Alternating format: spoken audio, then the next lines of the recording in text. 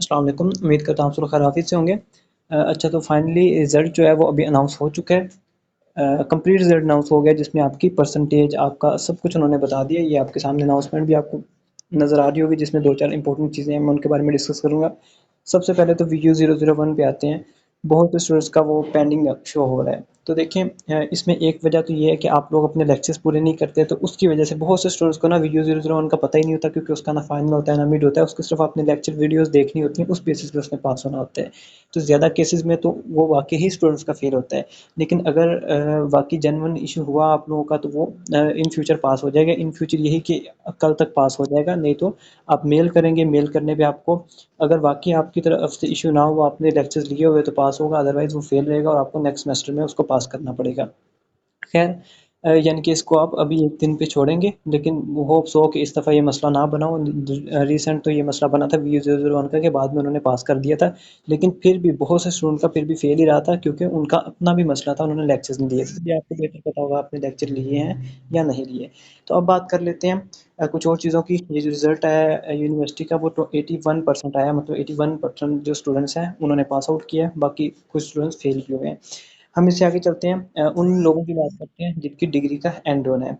जिनकी डिग्री का and on है, लाइक लास्ट सेमेस्टर था उनका, अब वो आगे सीजीपीए अपना इम्प्रूव करना चाहते हैं, नहीं करना चाहते, इस चीज़ के लिए उन्होंने मेल करना ज़रूरी है उनके लिए। मेल आपने कहाँ करनी है, यहाँ पे आपको मेल नज़र आ रही होगी, आईडी improve@vu.edu.pk, आपने यहाँ पे मेल करनी है। मेल करने के बाद ये मेल करने की लास्ट डेट 25 है। अगर आप 5 तक नहीं करेंगे तो आपकी जो स्टडी है वो वहीं वहीं पे एंड कर दी जाएगी। अगर आप मेल कर देंगे तो आपका जो एनरोलमेंट है वो नेक्स्ट सेमेस्टर के लिए काउंट की जाएगी कि आपने एक और सेमेस्टर भी लगाना है। उसके बाद पेपर रीचेकिंग की तरफ चलते हैं। बहुत से स्टूडेंट्स को ये भी होगा कि उनका रिजल्ट उनके मुताबिक नहीं आया, यानी कि उन्होंने जो लिखा था या जो स्ट्रगल उन्होंने दी थी उस लिहाज से रिजल्ट आपका नहीं आया, तो आप उसके लिए रीचेकिंग करवा सकते हैं। रीचेकिंग 1 वीक टाइम होता है रीचेकिंग के लिए। तो उसके लिए भी आप अपने एलएमएस पे जाके, मैं वीडियो लिंक भी दे दूँगा डिस्क्रिप्शन में, जहाँ से आप देख सकते हैं कि आपने रीचेकिंग कैसे करनी है। अगर मैं वैसे बताऊँ तो एलएमएस में जो होता है ना स्टूडेंट सपोर्ट आई थिंक होता है, उसके अंदर जाके ऑप्शन होगा, वहाँ से रीचेकिंग के लिए आप अप्लाई कर सकते हैं। और उसकी फ़ी आई थिंक 500, हाँ 500 रुपीज़ पर पेपर होगी, तो आप रीचेकिंग कर सकते हैं। बाकी जो डिटेल है रीचेकिंग के बारे में, वो मैं आपको लिंक दे दूँगा वीडियो का, आप वो देख सकते हैं, वहाँ से आपको अंदाज़ा हो जाएगा। अब बात कर लेते हैं कि आप यहाँ पे पास कैसे होते हैं। देखें अकेले फाइनल टर्म एग्ज़ाम जो आप देते हैं उसकी वजह से आप पास आउट नहीं होते। इसमें 3 चीज़ें मुलव्वस होती हैं जिनको जमा करके अपने आपके फाइनल टर्म का रिज़ल्ट बनाया जाता है। वो 3 चीज़ें कौन-कौन सी होती हैं? सबसे पहले होता है सेमेस्टर वर्क, जो कि 20% लिया जाता है। फिर होता है मिड टर्म, वो भी 20% लिया जाता है। फिर होता है फाइनल टर्म एग्ज़ाम जो आप रिज़ल्ट देते हैं, वो 60% लिया जाता है। ये तीनों को मिला के आपका जो फाइनल टर्म का रिज़ल्ट अनाउंस होता है वो बनता है। अब सेमेस्टर वर्क क्या होता है? सेमेस्टर वर्क की बात करें तो आपकी जीडीबी क्विज़ असाइनमेंट्स, ये सेमेस्टर वर्क होता है। जीडीबी तकरीबन 5% की होती है, असाइनमेंट 10% होता है, क्विज़ 5% होती है, और जिनकी जीडीबी नहीं होती है उनके क्विज़ 10% होते हैं। मतलब ये क्राइटेरिया होता है। टोटल मिला के जो आपकी एक्टिविटीज़ हैं, असेसमेंट्स हैं, वो 20% होती है। सॉरी, यहाँ पे मैं एक मिस्टेक कर गया। सेमेस्टर वर्क जो है उसमें मिड भी इंक्लूड हो जाता है। सेमेस्टर वर्क ये जो क्विज़ असाइनमेंट जीडीबी होती है और प्लस मिड टर्म, इन सबको मिला के सेमेस्टर वर्क कहते हैं। जो अकेली जीडीबीएस क्विज़ या असाइनमेंट्स वगैरह हैं, इनको असेसमेंट्स कहते हैं। असेसमेंट पे 20% होता है, मिड पे 20% होता है और फाइनल में 20% होता है। अब यहाँ पे आपको अलग-अलग पास होना भी ज़रूरी होता है। सेमेस्टर वर्क आपका 40% हो गया, 20 असेसमेंट का मिला के और 20 मिड का मिला के, और बाकी 60% आपका फाइनल हो गया। सेमेस्टर वर्क में आपको अलहदा से पास होना होता है और फाइनल टर्म में आपको अलहदा से पास होना होता है।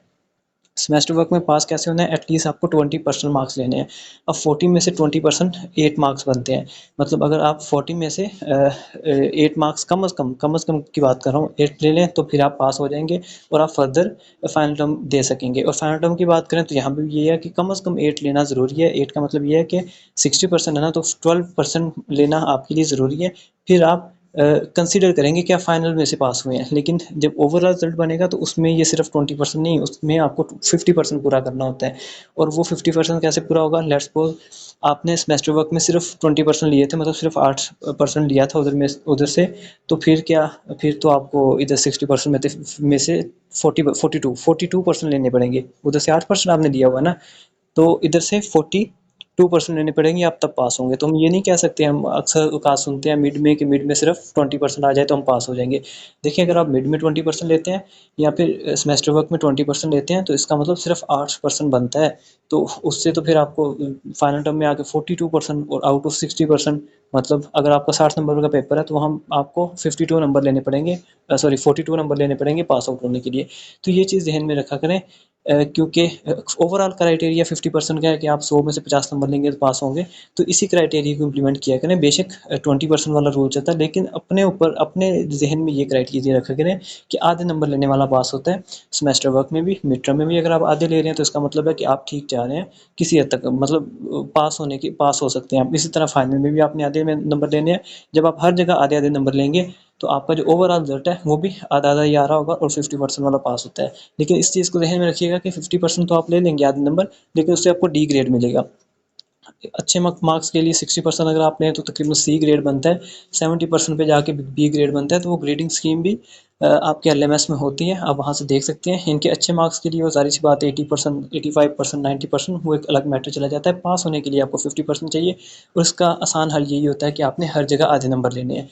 लेकिन हर जगह भी आधे नंबर नहीं, मिड में और फाइनल, क्योंकि ये होते हैं आपने कैंपस जाके देने। यहाँ पे आपकी जो तैयारी है वो लो होती है, तो हम कह सकते हैं, ये मैं उन स्टूडेंट्स की बात कर रहा हूँ जो जॉब वाले हैं या इस तरह के। बाकी जो पढ़ने वाले स्टूडेंट जिन्होंने लेक्चर लिए हुए हैं उनका तो एम ही कुछ और होता है। अच्छा, इन्होंने आधे यहाँ से लेने हैं, लेकिन अगर क्विज असाइनमेंट्स की तरफ आए तो उधर कभी भी आपने आधे वाला हिसाब नहीं रखना। उधर लाजमी है कि आप 80% लेके जाएं नंबर। अगर क्विज असाइनमेंट से भी आप 80% नहीं दे रहे तो फिर तो आपका अल्लाह हाफिज़ है, क्योंकि वो आपके हाथ में होती है। वो आपके पास गूगल होता है, इंटरनेट, हर तरह की चीज़ मुयसर होती है, आपने उसके तहत करना होता है। तो लाजमी जो आपके क्विज असाइनमेंट्स जीडीपी होती हैं वो 20% होता है ना, तो उनमें से आपके 15 तो लाजमी आने चाहिए। जिसके 15 वहाँ से नहीं दे पा रहा तो फिर आपका कोई फ़ायदा नहीं है यहाँ पढ़ने का। खैर, उधर 15 से 20 आपने लेने हैं, फिर आप इधर मिड में भी आधे लें और फाइनल में भी अपना मार्जिन आधे लाजमी रखें कि आपने लेने देने हैं, तो फिर इंशाल्लाह आप पास होंगे। बाकी यहाँ पे बात की जाती है कि मार्क्स कम क्यों आते हैं। देखें, कंसेप्ट वीडियो के अंदर ये चीज़ बड़ी मैटर करती है। आपको कोई भी चीज़ पूछी जाती है ना, आपको कंसेप्ट क्लियर होना चाहिए, और कंसेप्ट के लिए जब हम लेक्चर्स नहीं देते तो एंड पे आके हम हमारा लक ही बचता है। मैंने लास्ट टाइम बताया था कि फाइनल की तैयारी कैसे करनी है, उन स्टूडेंट के लिए जिन्होंने बिल्कुल नहीं पढ़ा हुआ। जिन्होंने पढ़ा पढ़ा हुआ है वो तो हैंड आउट से तैयारी करेंगे ना। जिन्होंने नहीं पढ़ा हुआ उस पर फिर हम कहते हैं कि आपके, क्योंकि लक पे डिपेंड करता है, तो आप सिर्फ इंपॉर्टेंट चीज़ें कर लें और वीडियोस देख लें, जिससे आपका कंसेप्ट क्लियर हो जाएगा इस बुक के बारे में कि ये बुक है क्या, इसमें है क्या चीज़। तो उसके मुताबिक आप कुछ जाके लिख देंगे, उस हिसाब से आपको कुछ मार्क्स मिल जाएंगे। तो ये एक तरीका है जो एट द एंड इस्तेमाल किया जाता है कि कम अज़ कम आपको ये पता हो कि जिस बुक का आप पेपर देने जा रहे हैं वो है क्या चीज़, उसके अंदर क्या है, उसके नाम का क्या मतलब है। इन चीज़ों से भी आपके मार्क्स आ जाते हैं। फिर आप लिख सकते हैं वहाँ जाके कि आपने लिखना है क्या, क्योंकि आपको उस बुक के बारे में अंदाज़ा होता है। बाकी जो मेन चीज़ है वो यही है कि आप अपना स्टार्ट से पढ़ें, कुछ ना कुछ लेक्चर देते रहें, जो अपनी असाइनमेंट है वो खुद करें, क्विज़ खुद करें, तो आपको शुरू से इन चीज़ों का अंदाज़ा हो। एंड पे कोई 2 हफ्ते लगा के आप पढ़ लें तो फिर अच्छा रिज़ल्ट आपका आ जाता है। बाकी इंशाल्लाह कोई भी इस तरह की नेक्स्ट आपकी क्वेरी है वो आप लोगों को इसी वीडियो में, मतलब नेक्स्ट वीडियो में बता दी जाएगी। अगर कोई छोटी-मोटी क्वेरी आपकी होती है तो आप कमेंट बॉक्स में लाज़मी मेंशन किया करें, क्योंकि वहाँ पे ये है कि कोई और किसी और की क्वेरी होगी तो वहाँ पे आके उसका रिप्लाई पढ़ लेगा, आपको इंशाल्लाह रिप्लाई भी। आजकल तो मैं वैसे ही यूट्यूब को थोड़ा ज़्यादा नज़रों के आगे रखता हूँ ताकि जितनी जल्दी हो सके आप लोगों के रिप्लाई दिए जा सकें। और सबसे बड़ी चीज़ कि व्हाट्सएप चैनल का लिंक मैं दूँगा डिस्क्रिप्शन में, उसको लाज़मन फ़ॉलो कर लेना है, क्योंकि उस पे सबसे पहले हमारी कोई भी अनाउंसमेंट है वो पहले वहीं पे की जाती है, ताकि, क्योंकि आपको पता है कि वीडियो बनाने में और वीडियो पोस्ट होने में अच्छा खासा टाइम लगता है। तो सबसे पहली जो अनाउंसमेंट है वो व्हाट्सएप चैनल इस वक़्त टॉप पे जा रहा है कि आपको सबसे पहले अनाउंसमेंट वहीं पे मिलती है, तो उसको लाज़मी फ़ॉलो कर लीजिएगा ताकि सबसे पहले अपडेट आपको वहाँ पे मिल सके। शुक्रिया, मिलेंगे इंशाल्लाह नेक्स्ट वीडियो में। अस्सलाम वालेकुम।